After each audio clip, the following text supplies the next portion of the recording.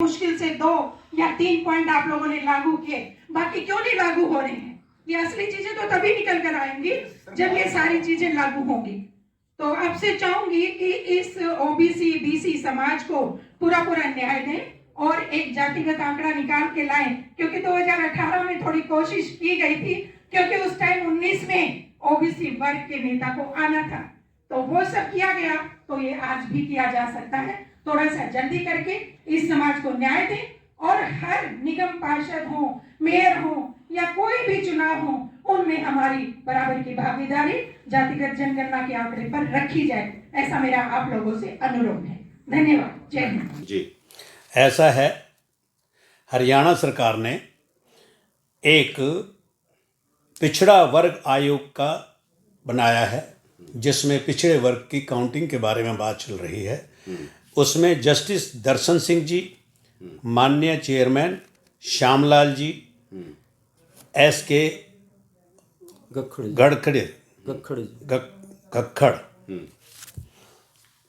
इन लोगों का फरीदाबाद प्रोग्राम था। वहाँ हम लोगों ने इनको एक अपना दस्तावेज, एक लेटर दिया है, जिसमें ये कहा गया है कि फरीदाबाद एक ऐसा शहर है जो शुरू से ही इंडस्ट्रियल हब रहा है और इसके अंदर छोटा वर्ग, मजदूर वर्ग, हाथ से कार्य करने वाला, कलपुर्जे हाथ से कार्य करने वाला, और वो लोग हैं जिनका राजनीति के अंदर आज तक कोई महत्व नहीं है।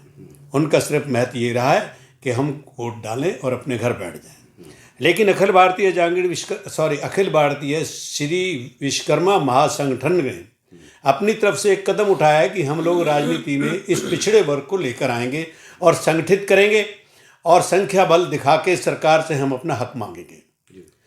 हमने सरकार को लिखित में दिया है, मुख्यमंत्री महोदय को मेल किया है, हमने पहले फरीदाबाद में दिया है, उसके बाद कल प्रोग्राम गुड़गांव में था, जहां हमारी राष्ट्रीय महिला अध्यक्ष पुष्पा जागीर ने भी अपनी तरफ से एक लेटर, चिट्ठी दी, सीएम के नाम लेटर, आयोग के नाम लेटर दिया है, और उसी को हम कॉपी टू सीएम करेंगे। अच्छा, ठीक है। तो हम ये चाहते हैं, हमारा ये महासंगठन ये चाहता है कि राजनीति के अंदर जो आज तक हम लोग पिछड़े हुए हैं, उसका मेन कारण ये है कि ओबीसी में हम लोग हैं, लेकिन ओबीसी में कुछ ऐसे प्रोग्राम बनते हैं कि जिसमें हम लोगों को राजनीति में आने का चांस ही नहीं मिलता। इसलिए हमने सरकार से प्रार्थना की है कि ओबीसी में आरक्षण में हमें 16% का आरक्षण दिया जाए और सीटों में 16% का हमें आरक्षण मिलना ही चाहिए, जिससे ये वो पिछड़ा समाज जिसने जीवन में कभी राजनीति को देखा नहीं, सिर्फ वोटर बना रहा है, अब इसको राजनीति में आना ही चाहिए और इसको लाने में मुख्यमंत्री महोदय व हरियाणा सरकार हमारा सहयोग करे। और मैं अपने महासंगठन की ओर से एक बात और कहना चाहता हूँ, हो सके तो आप सर्वे कराएं। हम जहाँ तक समझते हैं फरीदाबाद और पूरे हरियाणा में विश्वकर्मा समाज को लेके हाथ से कार्य करने वाले मजदूरों की सबसे बड़ी संख्या होने के बावजूद हमें कोई भी ऐसा रास्ता या ऐसी चीज, ऐसा कोई सामने प्रपोजल नहीं आई है कि हम लोग राजनीति में जा सकें।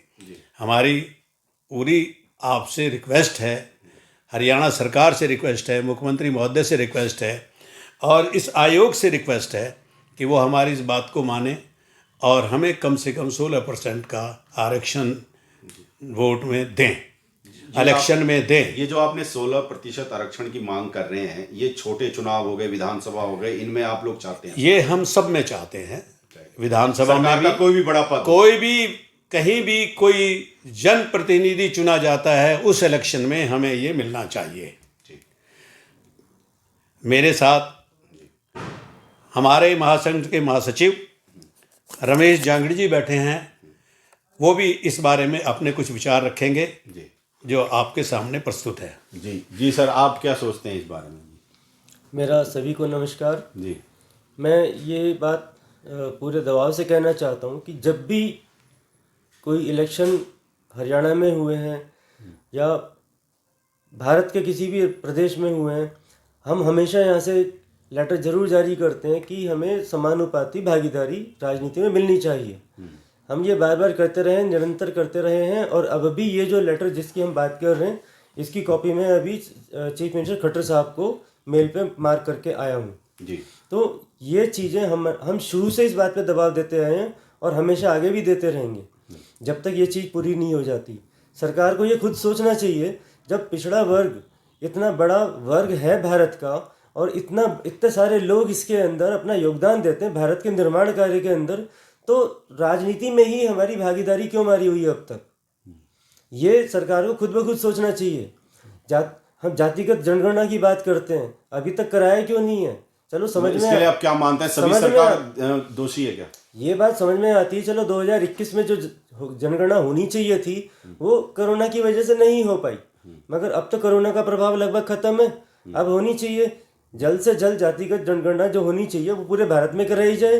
पिछड़ा वर्ग और विश्वकर्मा समाज इस पूरे का समानुपाती हिसाब किताब बनाना चाहिए सरकार को। 27% तो उन्होंने जब ऑफिशियली दिया ही हुआ है तो कम से कम उतना तो निर्धारित करके उनको निश्चित कर ही देना चाहिए था अब तक, मगर फिर भी नहीं किया।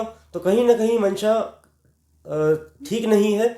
उसको सुधारते हुए भारत की जनता के लिए, पिछड़े वर्ग समाज के लिए, विश्वकर्मा समाज के लिए सरकार को यह पहल खुद ब खुद करनी चाहिए ताकि लोगों में आक्रोश ना हो और सहयोग वाली भावना के साथ हम सब मिलके भारत के निर्माण में अपना सहयोग देते रहें। चलिए ठीक है, विचार करना चाहिए। प्रधान जी कुछ समाज से अपने कुछ कहना चाहेंगे कि? हाँ जी, मैं अपने समाज और पूरे फरीदाबाद के लिए ये कहना चाहता हूँ, आजकल डिजिटल मोबाइल पर नंबर आते हैं, वो पूछते हैं, आपके अकाउंट्स नंबर पूछते हैं, आपसे और भी कुछ पूछते हैं। आप कभी भी फ़ोन को यूज़ करें उससे पहले देख लें क्या हमें इसको यूज़ करना चाहिए कि नहीं करना चाहिए। अननोन नंबर जो आपके सामने अननोन नंबर आता है जिसको आप नहीं पहचानते, कोशिश करें अवॉइड करें, अदरवाइज कल को कहीं ना कहीं आप ब्लैकमेलिंग के शिकार हो सकते हैं। साइबर